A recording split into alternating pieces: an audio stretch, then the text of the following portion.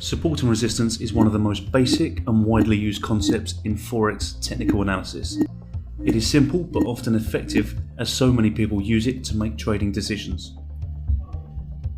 By looking at a chart of the price history of something, it is sometimes possible to detect a pattern forming where the price falls to break up or down through a certain level.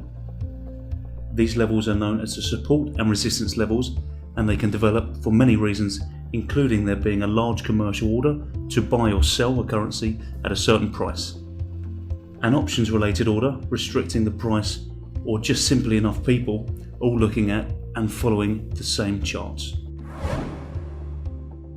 The following shows a market that keeps bouncing off a high level, indicating that there is a lot of selling interest at that level.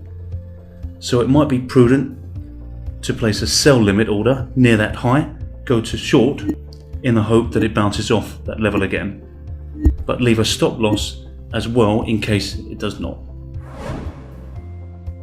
If one of the support or resistance levels is broken, then usually it will become resistance or support levels, respectively, as the following diagram shows.